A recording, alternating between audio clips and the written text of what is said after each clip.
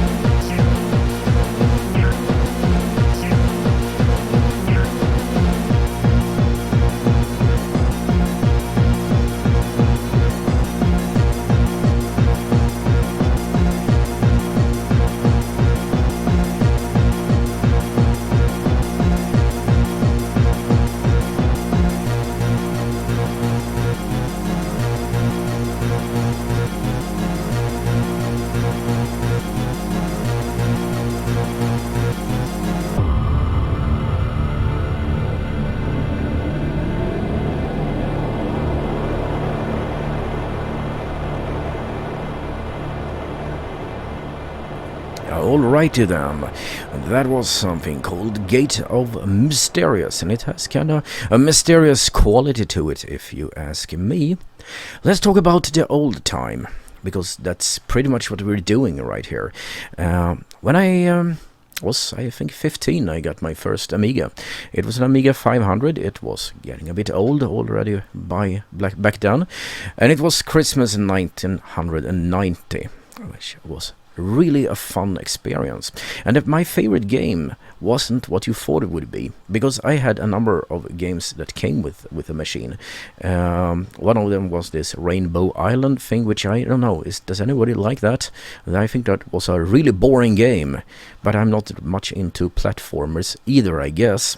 So yeah, then I got F8 Interceptor, one of the best flight simulators ever made for the Amiga, I think. A fantastic game. No, my favorite game was Workbench, because I had never really seen for myself an icon-driven graphical user interface. I came from the Commodore 64, which didn't have one of those. I know Geos exists, but I never had that. So I was totally, wow, this weird blue background that it had, and the clicky icons and the capability of running simply the demos written in BASIC, if you remember those swirly lines that you could start up, and some kind of very primitive speech synthesize, which you used to say make it say naughty stuff, basically. That's what I did, at least. And before we get to the next song, let me just tell you why the Amiga Workbench 1.3 have those weird colors. There is an explanation for it, I have you know. You see this color scheme, which was blue background and some kind of orange color and black and white. That was NASA, what do you say, the US Space Agency that actually devised this. They said it was good for the eyes. And if you've seen Workbench, do you think that's good for the eyes? My eyes start bleeding when I look at it. Horrible thing, but hey, it was cool.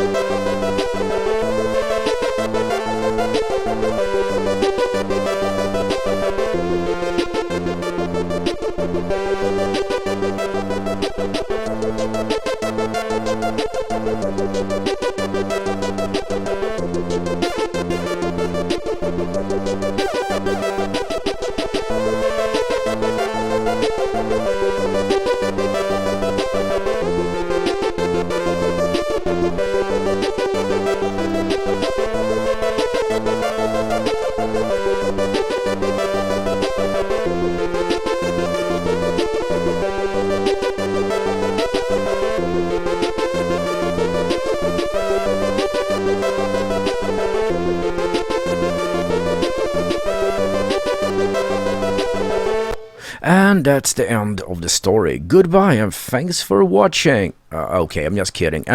Don't go anywhere. That was the name of the song, I have you know. So let's talk about hackers, because you see, I am an IT security guy, and IT security in the BBS and the Amiga and the 80s and stuff, that was a simple thing, because basically there were none. You didn't have any security. The most advanced scheme you could invent was like, okay, we have name and password. And I had this BBS, one day some person uploaded a game. It was called GS2 or Giga System 2, a super cool shareware game. That was the promise. But a friend, some user downloaded it and noticed that, wait a minute, that is not a shareware game. That's Gianna Sisters 2. I don't think that game ever existed, but that was how it was labeled. So I kind of got suspicious. First of all, my BBS did not allow piracy at all. We didn't allow wares, basically. So that was a violation in itself, but that is not where it gets interesting. It gets interesting when I actually found there was an intro file that had no reason to exist. The game was self-contained in one file. So I actually cracked the whole intro file up in an hex editor, which means I can look at the program from, what it looks, basically. And most of the instructions are unreadable because there's assembly language instructions and I don't have a decompiler. But it was very badly made, so actually it had Amiga DOS commands in clear text, and I can readily see what it was doing. And here's a thing, it created a backdoor in a BBS, bulletin board system, basically the Nicom BBS system that I was running. And it created a command, gave everyone full access to it, but had a password for it. So you couldn't just run it unless you know the name of the command and the password, which of course the hacker knew. And it would give full jump to DOS prompt access, meaning you could pretty much controlled the whole system, not just the BBS, but the system it ran on. And I believe the guy who did this basically tried this on as many BBSs as he could, and what he intended to do if he got access, I don't know. Maybe format the hard drive or do something fun like renaming the system to something obscene, I don't know. But yeah, there were hackers back then.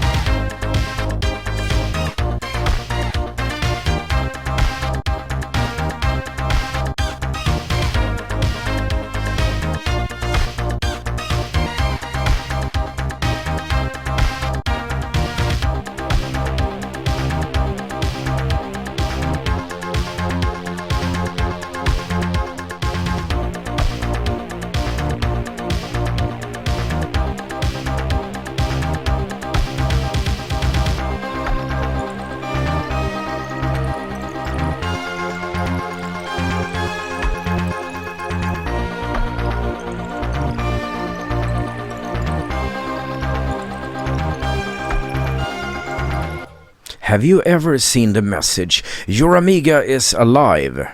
And did that make you feel dead inside? Because it did for me. Let's talk about viruses on the Amiga, okay? That is not a happy subject, but it was something we all had to live with. And the first virus, I believe, from Amiga, that is some malicious code that copies itself to files and boot blocks and basically lives to spread itself. I think it was called SCA. There was something like Byte Bandit and all this stuff. But the worst virus I ever saw for the Amiga, it was Saddam Hussein. Yeah, it was named after the bloody dictator, and it was just as malicious. It actually screwed up your hard drive and did some really horrible things. So IT security was a thing before IT was a name. Back then I don't know what, in Sweden we called it ADB, or automatisk databehandling, which is kind of weird name. It means automatic computer handling data whatever. So yeah, Amiga people, we had to contend with viruses, and since we swapped files, you copied from your friends, well, it was kind of common, and if you had a hard drive, it was many times you really screwed up your your computer, so I had to reinstall a number of times. So I don't know, I want to say some bad stuff to the virus creators, I guess. Then again, there are viruses such as Elk Cloner, and that is just fun. A little bit of more music. Oh, the song I just played was called Gummi Snoppis. I will not be translating that for pretty obvious reasons. So let's go to Commodity City.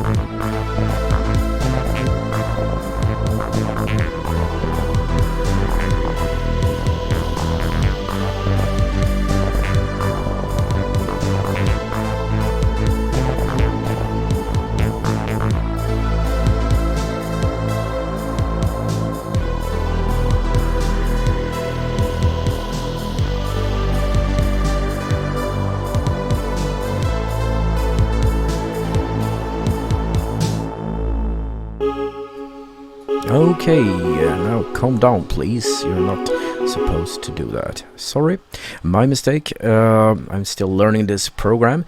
Okay, let's talk a little bit about viruses part 3, I want to call it. And that is the interesting thing with how my BBS was brought down. Well, I wasn't so lucky that my paranoia always protected me. In 1995, in May, I got a request from some user who said, "Oh, do you have a copy of this D-copy program?" And I said, "Yeah, sure, I can look at it." So I looked into my stash and found that, oh, hey, I have D-copy 4.1. I didn't know that was a thing. I think the latest version was 3.1. Which I later learned it totally was, because 4.1 was not a program at all. It was a disk eraser. As soon as I started it just to test it out, because hey, I was stupid, I ran it on the same computer that I had the BBS on. Well, the obvious thing was, I could instantly see the hard drive light going totally, steadily eliminated, and I knew exactly what was going on. So I killed the power to the computer, started it up, and it did not work. I used something called DiskSalve, which is the shittiest restore program ever devised by mankind. It made the bad thing that may have led to a minor loss into a total catastrophe. So I lost the whole BBS, but most of the scripts and stuff I was able to back up. So I guess you learn the hard way. I mean, today with virtual machines and stuff, this is easy. You can have your own blast chamber, not to run malicious code on the same machine that you're actually working on. But you know, you have to learn somewhere. So yeah, there is that.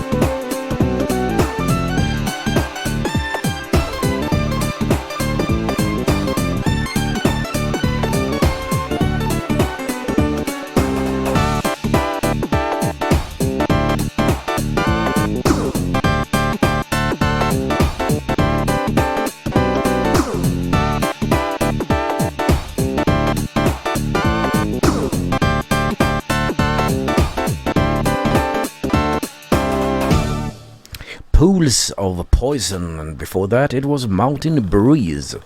Well, okay, a little tip for you if you are using Microsoft products, which can suck sometimes.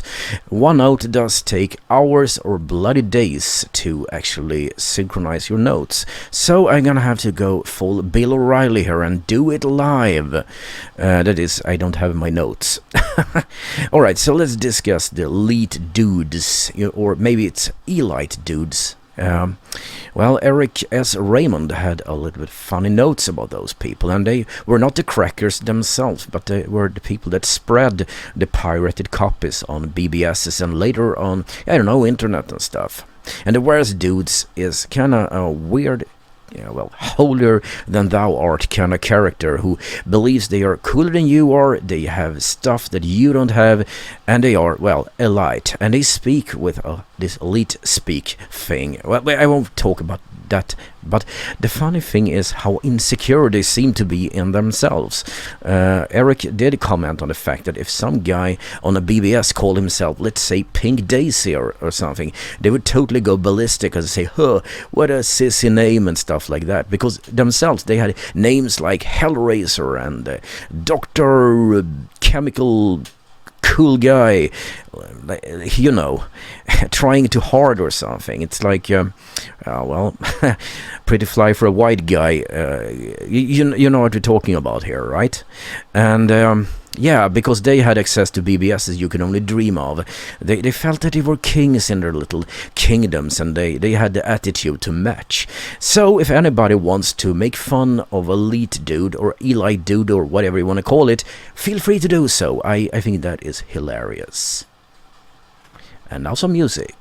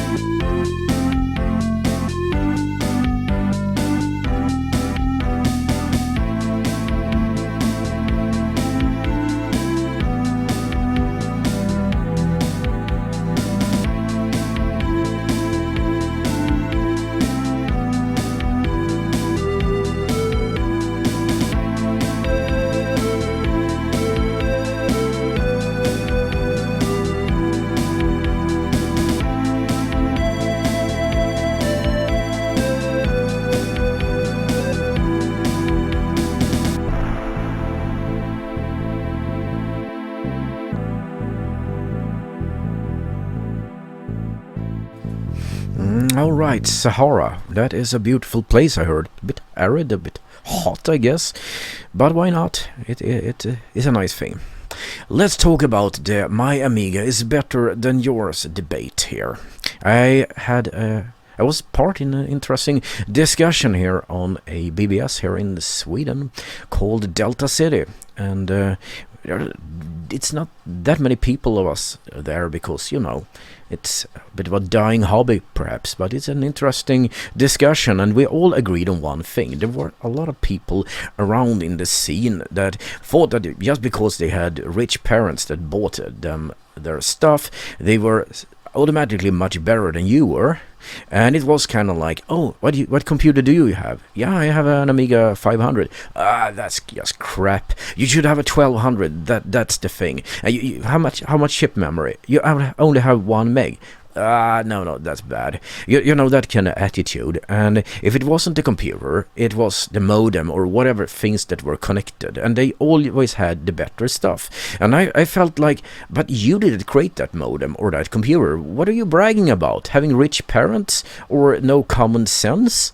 I don't know. I can't really say I like that thing, but it's not Amiga stuff. I mean, back when I was in the second upper class, in Sweden we call that gymnasium. Then everybody was using calculators, and the common thing was a Casio, which was what I had. Decently good thing, did what it should, no problems with it.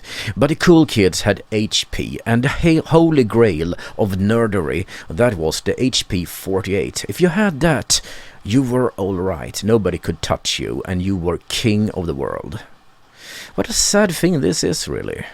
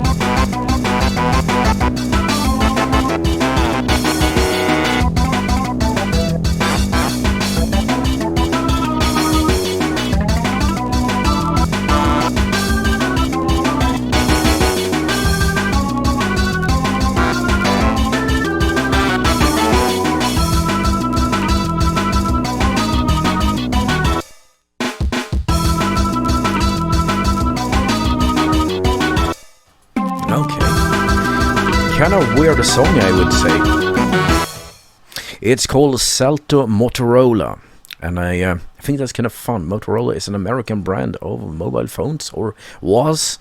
I actually had a phone call from someone trying to make some kind of poll, and they asked me what kind of mobile phone I was using. This was in Swedish, so they didn't know how to pronounce the names, so it was kind of like, I don't know, maybe they have something like different brands like Ericsson and Nokia, and that they could say, but Motorola for them became Motorola, which kind of, wait a minute, it's called Motorola, and they were like, okay, First day on the job, right? Well, anyway, the Arcade Radio Network, as you're listening to right now, is the second reincarnation of this station. Or maybe the first reincarnation, because it has to die before it can be reincarnated, I guess. It was running... The first one was actually running 2005 to 2015, and we had it running for 10 years with very low ratings, but it was available as a shoutcast station that kept broadcasting for some time. But today it's back, and now it's with a DJ. That is me. Erik is my name, and I used to call myself the Daemon, or whatever it was back then. So that is it. We are 42 minutes past the hour, and we are running into the good night, as I said previously. So let's talk about the telephone, or at least maybe listen to it.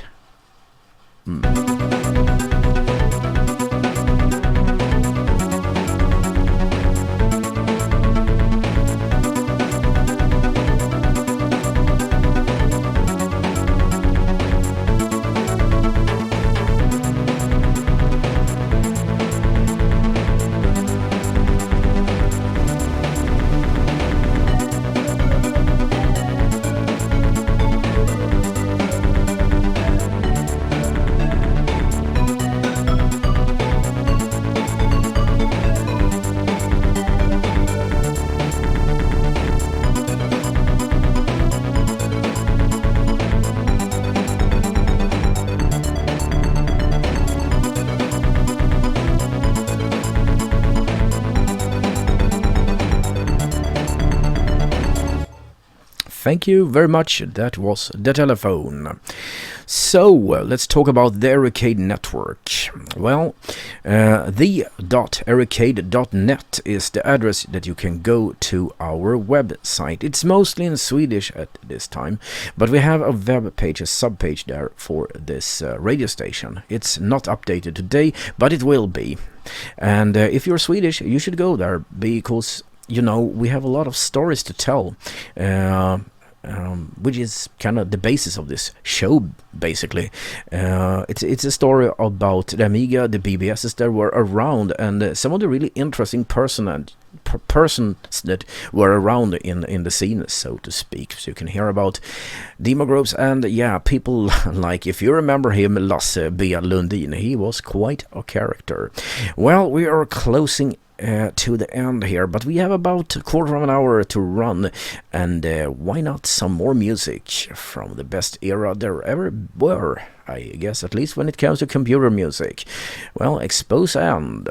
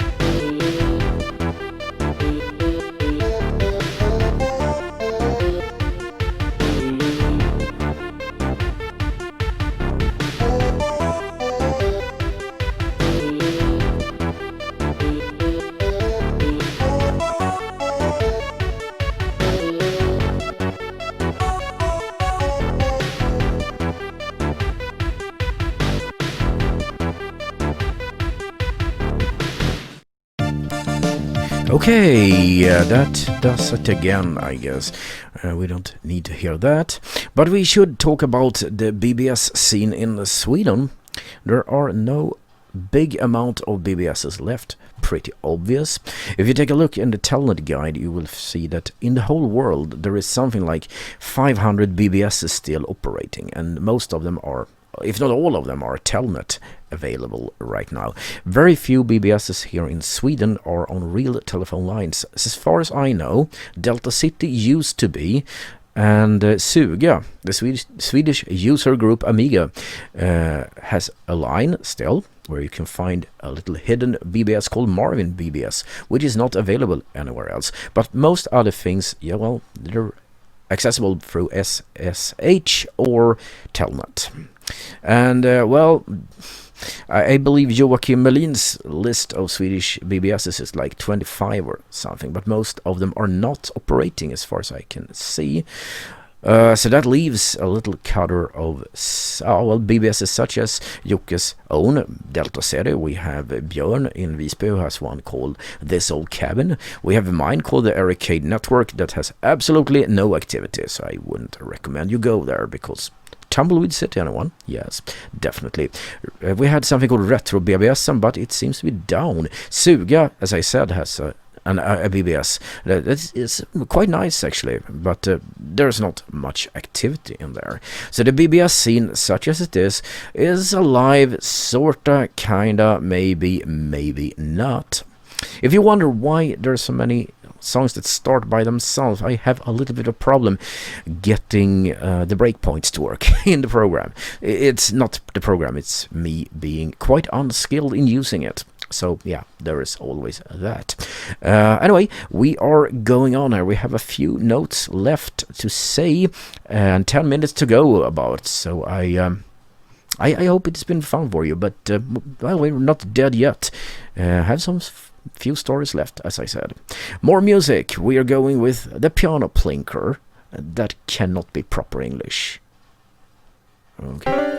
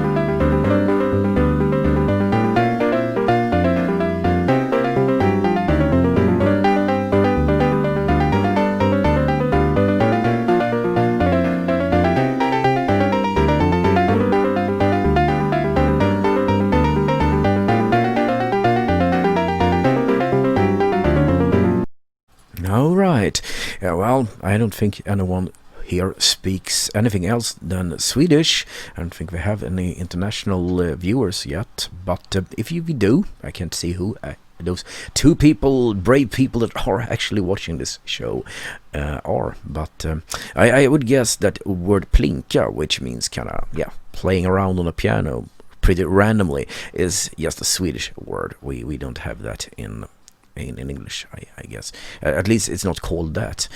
Well, okay, let me see my notes here. The program is a bit messed up, but that's standard. Have we discussed everything? I think we have, actually. Yes. Oh, yeah, I got one more story for you. Did you know that you can use ANSI to hack a BBS? I didn't either, but it's a kind of cool thing. As you know, ANSI is kind of like, well, teletext TV or something. It's big blocks of colors and graphics, and it can make some basic pictures that way. But at least on PC BBSs, there was a trick you could do, and that was simply you would embed a code. I think it was Control J that would push you to the DOS prompt. There was no security back then, so you could kind of embed this Control J code and then format C colon something and pretty much wipe the BBS clean. Well, I don't know if we have a better effective security today than we had back then. I mean, there were no security to speak about back then, but it wasn't that much of a threat either. Today we have super cool security, and the threats are disastrous. I don't know, are we better off? Can't really say, but I can tell you this, that we are leading you out right now. It's a few songs to play and then we are leaving the air, which will be in about 6 minutes and 15 seconds from now. More music will be done, and this one is called Land of the Mysterious.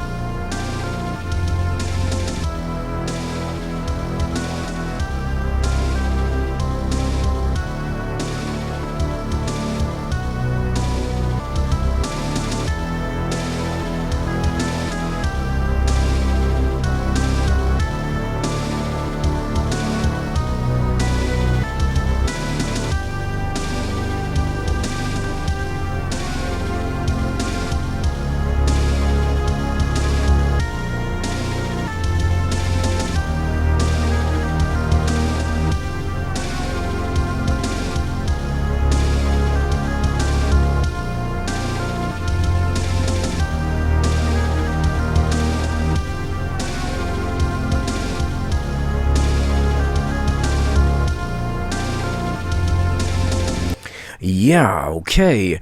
For you two on YouTube, we are wrapping it up right now. So in a while, it's gonna be the last song, and then I'm gonna take my stuff and go home, which is kind of trick because I am technically at home already. It's a weird situation. working at home and you have nowhere to go when you just want to, well, go home. At any rate, that was a stupid discussion.